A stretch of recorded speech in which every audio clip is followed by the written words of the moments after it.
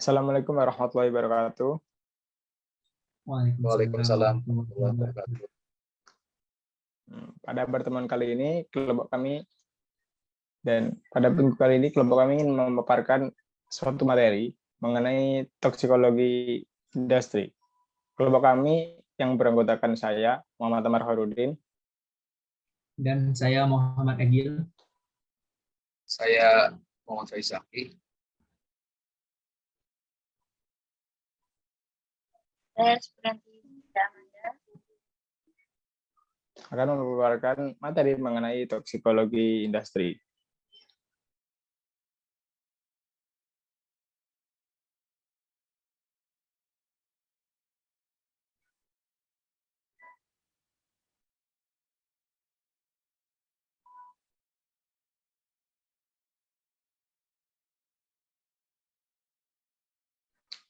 Materi yang akan saya sampaikan mengenai toksikologi industri terbagi menjadi 3, yaitu pengantar toksikologi, perkembangan toksikologi, dan bahaya bahan kimia.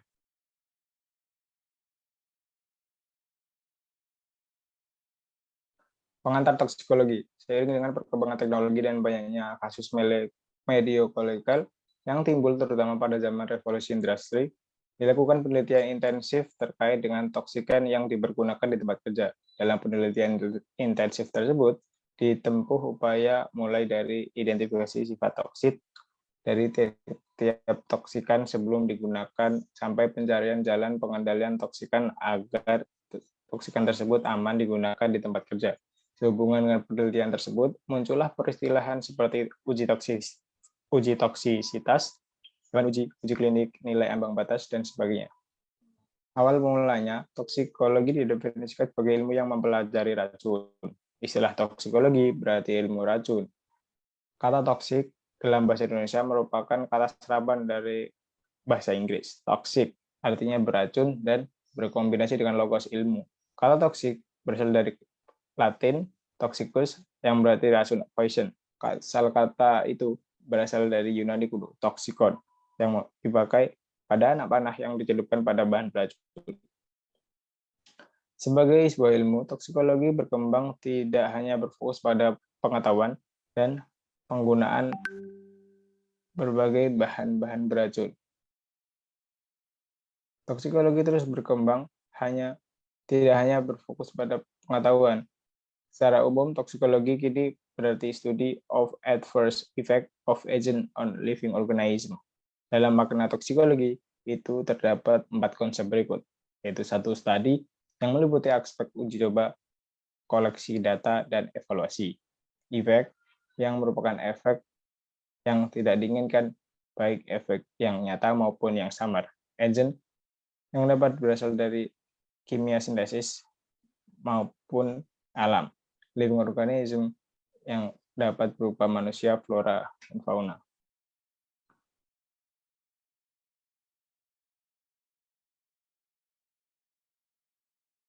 Pada awal abad 20, keselamatan negara kerja mulai mendapatkan perhatian terkait dengan hal tersebut. Pada pertengahan abad ke-20, toksikologi sudah digunakan untuk mengamankan produk industri, pemenuhan aspek mediokolekal, dan pemantauan lingkungan kerja ataupun biologik pekerja. Tahun 1946, Auerbach mengemukakan teori mutasi somatis mengenai hubungan interaksi kimia dengan terjadinya mutagen. Toksikologi dalam perkembangannya berperan penting dalam menunjang berbagai subdisiplin ilmu lainnya. Pada awalnya, dunia toksikologi berkembang seiring dengan perkembangan ilmu farmakologi. Kini, toksikologi dapat berdiri sendiri sebagai suatu ilmu disiplin. Kedua disiplin ilmu tersebut sebenarnya memiliki kemiripan baik metode maupun tujuan keilmuan, antara lain mempelajari mekanisme perubahan suatu bahan kimia dalam sistem biologi. Dalam dunia farmakologi, hubungan dosis respon suatu bahan kimia dipelajari untuk mendapat beberapa dosis terendah yang dapat menghasilkan efek terapi yang diharapkan. Sementara itu, dunia toksikologi mempelajari dosis suatu bahan kimia untuk mendapatkan beberapa dosis serendah apapun yang tidak memberikan efek farmakologis dari dosis yang dapat menyebabkan timbulnya efek racun. Dan berikut adalah perkembangan toksikologi mulai dari Becquerel dan Curie 1890 sampai 1900 mengenai toksisitas bahan radioaktif, Perang Dunia II, Hauck and Aufhäuser mengenai bioasai, Delaney Claus 1958 mengenai karsiogenesis, dan yang terbaru hingga saat ini masih berkembang mengenai Ames pada tahun 1983 mengenai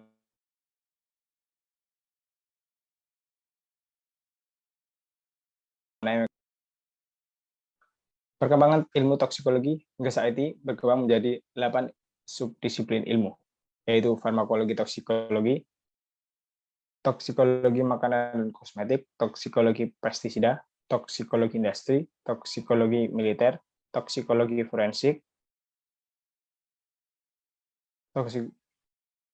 toksikologi medis, dan toksikologi lingkungan.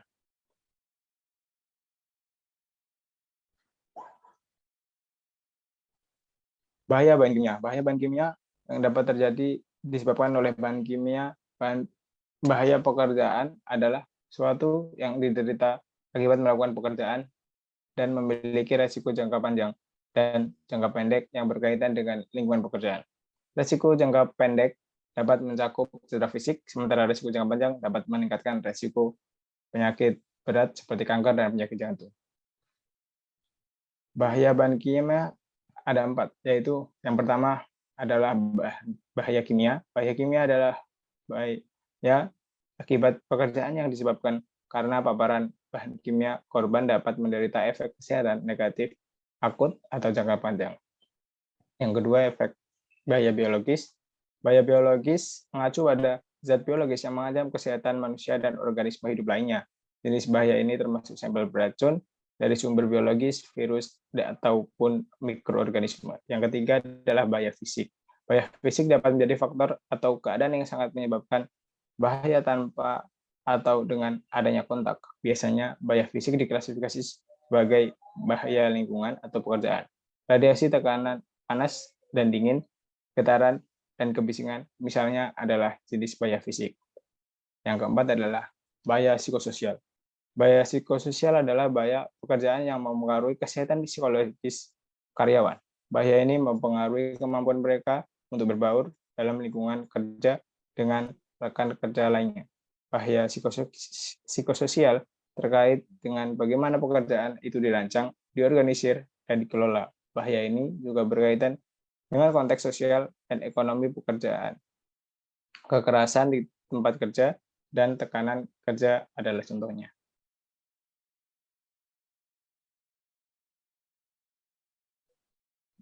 Kebanyakan orang otomatis mengasosiasikan kimia dengan para ilmuwan di laboratorium, tetapi bahan kimia juga ditemukan dengan banyak produk yang kita gunakan di tempat kerja dan di rumah.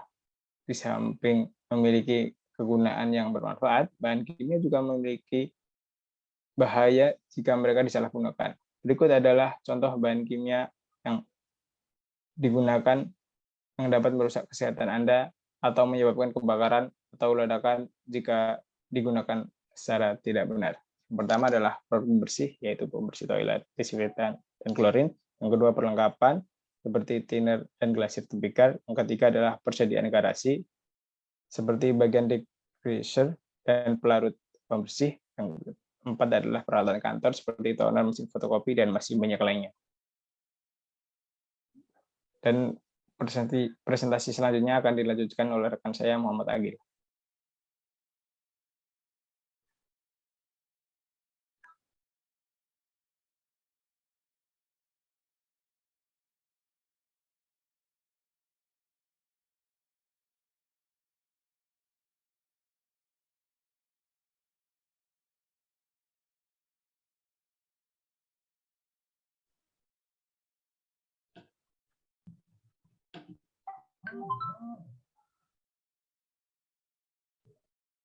Baik, saya akan melanjutkan presentasi dari teman saya.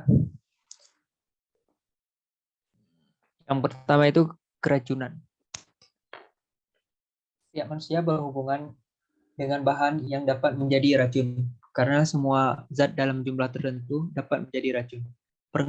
Pengertian racun sendiri ialah suatu zat yang apabila masuk ke dalam tubuh dalam jumlah tertentu dapat menimbulkan reaksi tubuh yang tidak diinginkan, bahkan kematian. Reaksi kimia yang terjadi dapat merusak jaringan tubuh ataupun mengganggu fungsi tubuh. Hal tersebut berbeda dengan penggunaan obat dikarenakan reaksi penggunaan obat umumnya sudah diketahui dan diinginkan. Namun ada kalanya juga reaksi obat menimbulkan hal tidak diinginkan seperti gatal, sesak napas, lemas, mual, dan lain-lain. Next. Macam-macam terjadi keracunan. Yang pertama itu sengaja bunuh diri. Contohnya penderita sengaja menelan, menghirup ataupun menyuntikkan suatu obat dalam jumlah melebihi dosis pengobatan atau benda lain yang sebenarnya tidak ditujukan untuk dikonsumsi. Yang kedua itu keracunan tidak disengaja. Contohnya mengkonsumsi bahan makanan atau minuman yang tercemar oleh kuman ataupun zat kimia tertentu. Contoh yang kedua itu makan singkong yang memiliki kadar cyanida yang tinggi. Next. Yang ketiga itu penyalahgunaan obat. Terbagi ada beberapa. Yang pertama itu keracunan mulai mulut atau alat pencernaan. Contohnya obat-obatan misalnya obat tidur, penenang yang dikonsumsi dalam jumlah banyak atau diminum dengan bahan lain sehingga menimbulkan keracunan. Yang kedua, keracunan melalui pernapasan. Umumnya berupa gas, uap, dan bahan semprotan. Contohnya menghirup gas atau udara beracun, misalnya gas mobil dalam keadaan mobil tertutup, dan uap minyak tanah. Yang ketiga, keracunan melalui kulit atau kontak. Absorpsi. Racun yang terserap ada kalanya dapat merusak kulit. Racun yang masuk dari kulit secara perlahan terserap aliran darah. Contohnya tersentuh binatang yang mengandung racun pada kulitnya ataupun bagian tubuhnya yang lain. Umum pada binatang yang hidup di air. Yang keempat, keracunan melalui suntikan ataupun gigitan. Zat racun menembus kulit langsung ke dalam tubuh melalui sistem peredaran darah. Contohnya obat suntik. Misal penyalahgunaan obat dan narkotika. Next. Bahaya bahan kimia. Yang pertama itu jangka pendek, jangka panjang. Yang ketiga itu derajat bahaya bahan kimia tergantung sifat fisika, toksisitas, bagaimana penggunaannya. Yang terakhir lingkungan. Tipe keracunan. Tipe keracunan ada dua jenis. Yang pertama itu akut. Waktu singkat, dosisnya tinggi, efek terasa langsung. Yang kedua kronis. Waktu kontak terlalu lama, dosisnya rendah. Efek terasa pada waktu yang lama. Next. Efek toksik pada tubuh. Yang pertama lokal atau bahan korosif, iritatif, sistemik. Yang kedua reversible atau efek hilang jika pajanan dihentikan. Irreversible. Yang ketiga efek langsung. Segera terjadi setelah pajanan. Efek yang tertunda. Next, tipe-tipe bahan beracun. Yang pertama limbah B3. Limbah B3 merupakan sisa usaha dan atau kegiatan yang mengandung B3. Limbah B3 dihasilkan dari kegiatan atau usaha baik dari sektor industri, pariwisata, pelayanan kesehatan maupun dari domestik rumah tangga. Yang kedua, moderately toxic, yaitu bahan yang bersifat racun bagi manusia dan akan menyebabkan kematian atau sakit yang serius apabila masuk ke dalam tubuh melalui pernapasan, kulit, atau mulut. Next. Tingkat toksik ditentukan oleh LD50. Tingkat yang pertama amat sangat beracun, kurang lebih 1. Sangat beracun 1 sampai 50. Beracun 51 sampai 500. Agak beracun 501 sampai 5000. Praktis tidak beracun 5001 sampai 15000. Relatif tidak berbahaya lebih 15.000. Next. Contoh bahan kimia beracun ada akrilik, rokok, racun-racun. Next. Faktor yang berpengaruh. Sifat fisika, kimia bahan, jenis komposisi, wujud, sifat fisika, kemurnian, kestabilan, reaktivitas bahan, Yang kedua itu kondisi kontak badan, konsentrasi, kuantitas, tipe kontak, lama kontak. Yang ketiga itu keadaan personil, gen, imun, nutrisi, hormonal, umur, jenis kelamin, kesehatan. Yang keempat, kondisi lingkungan, bagaimana bahan kimia terbawa, adanya bahan kimia lain. Terima kasih presentasi dari saya. Selanjutnya akan dilanjutkan oleh teman saya, Muhammad Faiz Zaki. Terima kasih.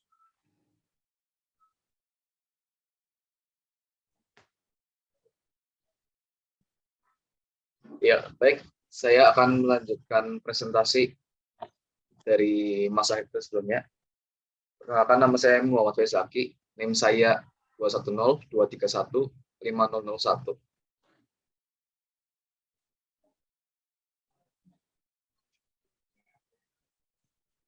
Nah, sebelum masuk ke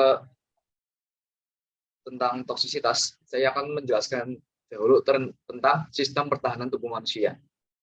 Sistem pertahanan tubuh manusia ini ada bermacam-macam, yaitu ada sistem pertahanan tubuh non spesifik dan ada sistem pertahanan tubuh spesifik. Sistem pertahanan tubuh non spesifik ini contohnya dari eksternal dan dari internal. Sedangkan sistem pertahanan tubuh spesifik itu dibagi lagi menjadi struktur sistem kekebalan dan respon kekebalan terhadap tubuh terhadap antigen. Struktur sistem kekebalan itu contohnya seperti ada limfosit B, limfosit T, dan antibodi. Sedangkan respon kekebalan tubuh terhadap antigen itu contohnya seperti humoral, seluler, dan imunologis. Nah, jenis-jenis kekebalan tubuh ini ada kekebalan aktif dan kekebalan pasif. Sedangkan untuk disfungsi sistem kekebalan tubuh, karena kita K3, jadi saya tidak akan membahas tentang hal itu. Oke. Nah, ini adalah mekanisme pembentukan kekebalan tubuh. Jadi yang di samping garis itu anggap aja di luar tubuh. Garis itu kulit. Nah, saat kulit terluka, patogen atau bakteri akan masuk ke dalam tubuh kita melalui luka tersebut. Nah, saat patogen masuk ke dalam tubuh, hal ini memicu para trombosit untuk melakukan pembekuan darah kepada luka tersebut. Sedangkan patogen-patogen yang telah masuk ke dalam tubuh akan memicu respon imun, dan respon imun ini tadi kan dibagi menjadi dua tuh, ada non spesifik dan ada spesifik.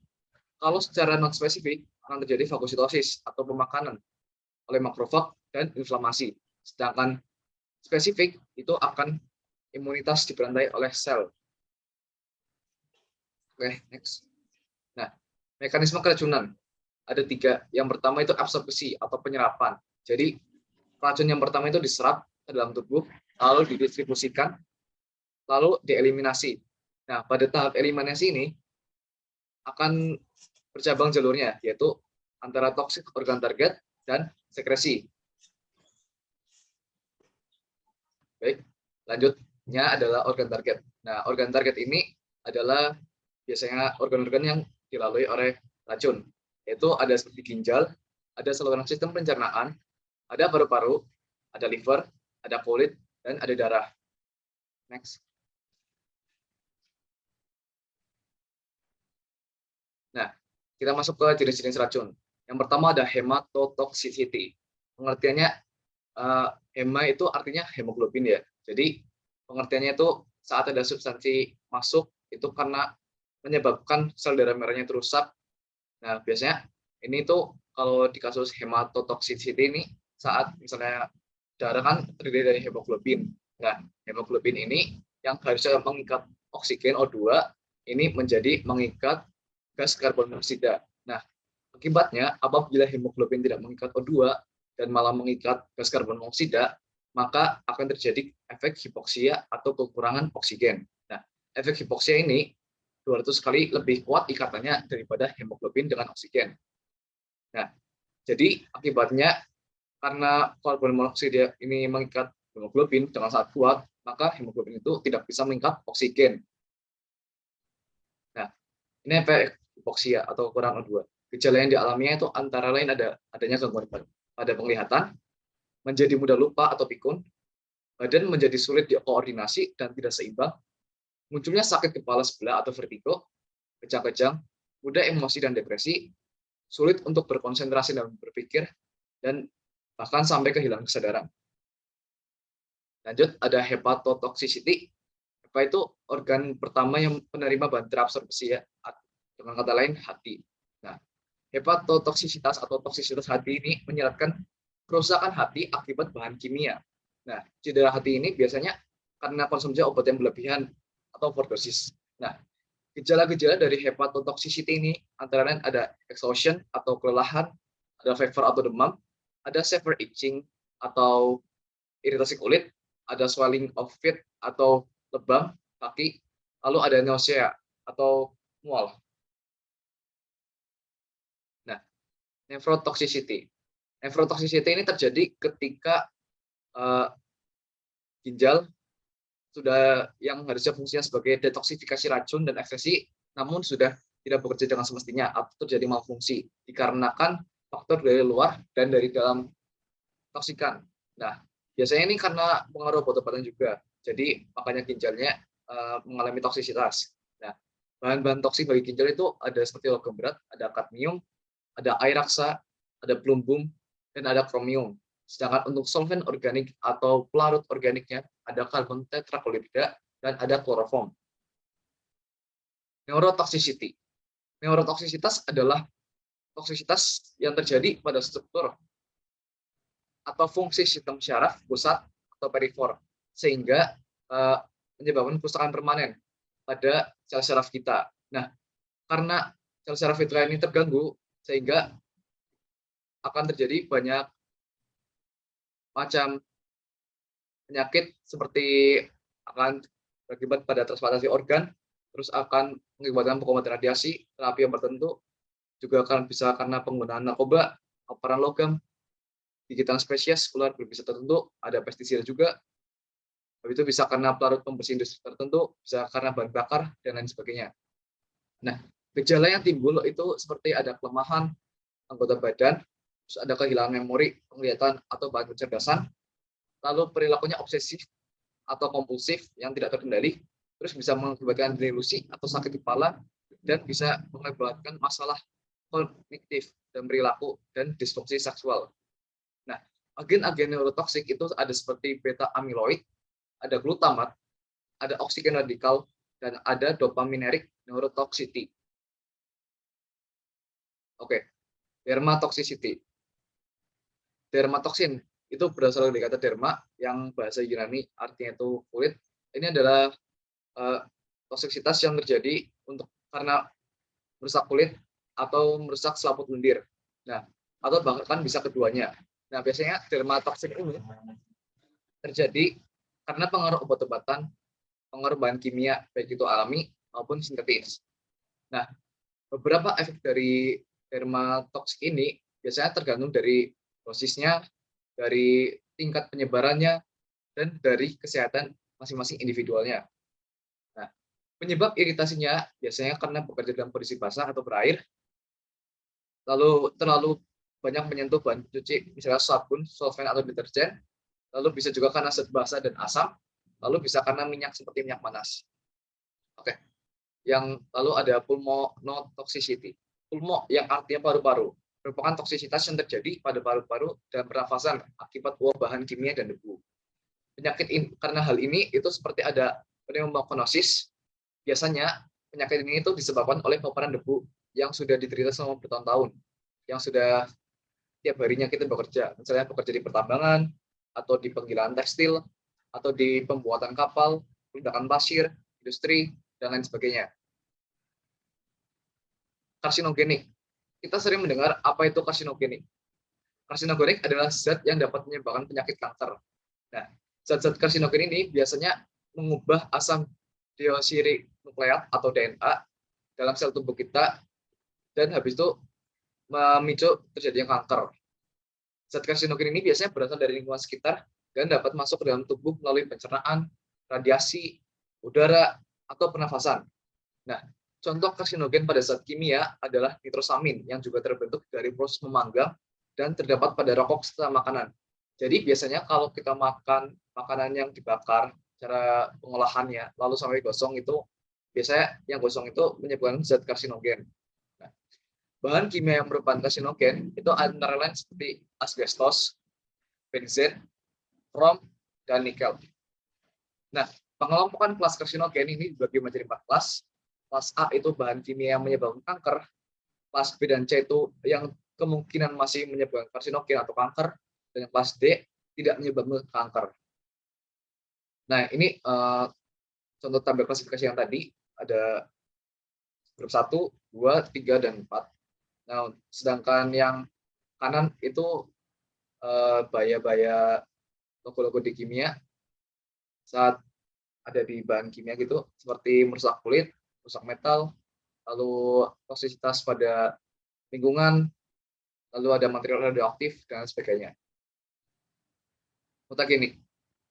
Mutagenik itu suatu agen kimia yang disebabkan karena kimia, bisa karena sinar ultraviolet, atau bisa karena elemen radioaktif. Nah, biasanya ini bisa terjadi karena meningkatnya frekuensi mutasi dari suatu organisme.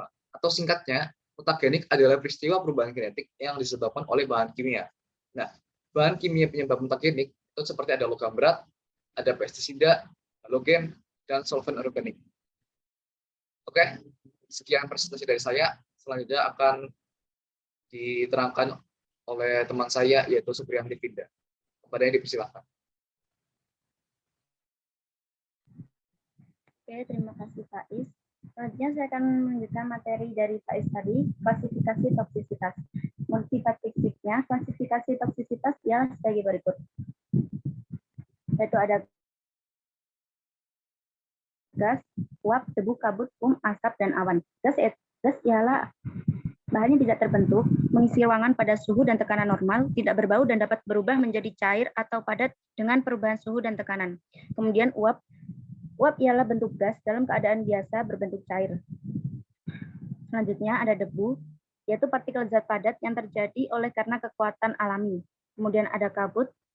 Kabut ialah titik cairan halus di udara yang terjadi akibat kondensasi bentuk uap. Lalu ada fumo, yaitu partikel zat padat yang terjadi oleh kondensasi bentuk gas. Biasanya setelah penguapan benda padat yang dipijarkan. Kemudian asap, partikel zat karbon yang berukuran kurang dari 0,5 mikron sebagai akibat pembakaran tidak sempurna bahan yang mengandung karbon. Lalu yang terakhir awan. Awan ialah partikel cair sebagai hasil kondensasi fase gas. Ukuran partikelnya antara 0,1 sampai 1 mikron. Oke, next.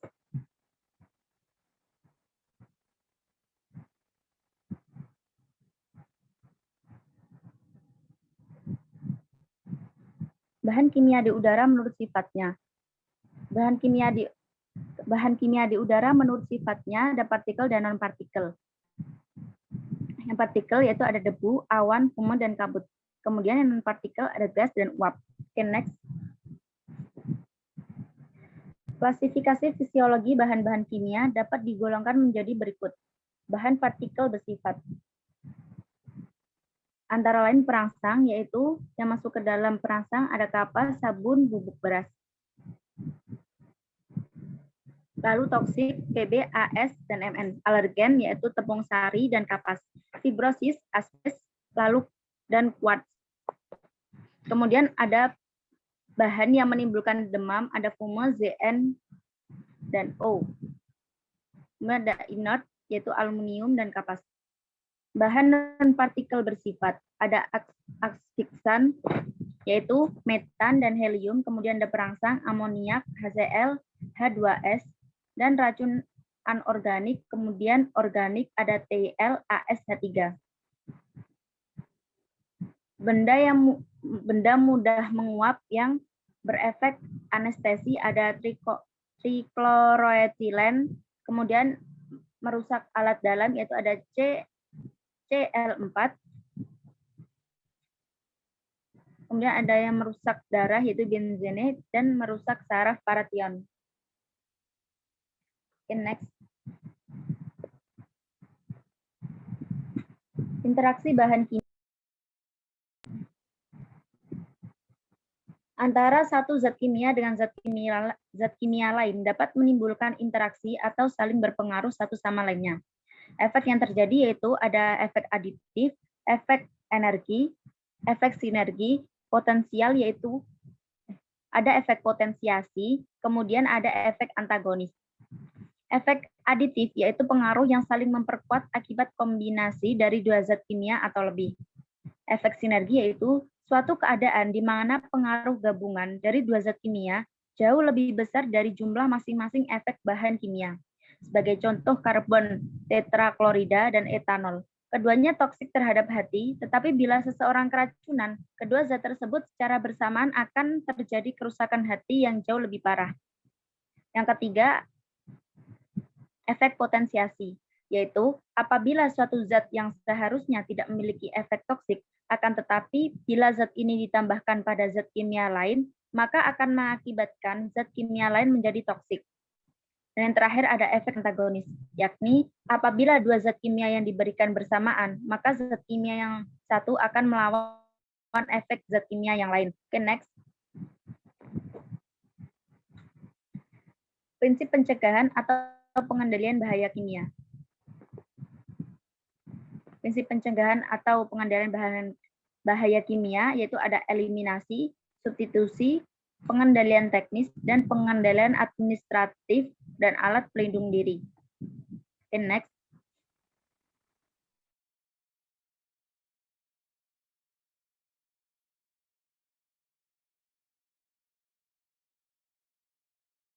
Biodemik disertai pelatihan tentang bahaya bahan kimia.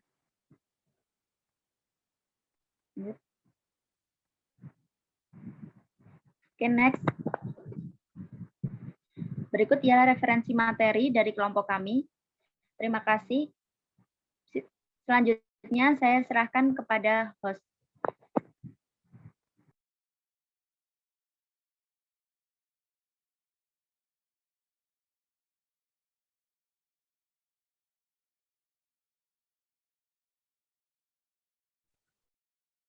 Baik, seperti itulah penjelasan pemaparan materi dari kelompok kami yang membahas tentang toksikologi industri. Atas presentasi yang sudah kami berikan, apabila ada salah kata atau kesalahan teknis lainnya, baik disengaja maupun tidak sengaja, kami mohon maaf. Untuk Bapak Hidayat, apabila ada pertanyaan bisa silakan kontak kami di grup WhatsApp. Sekian dari kami. Wassalamualaikum warahmatullahi wabarakatuh. Waalaikumsalam warahmatullahi wabarakatuh.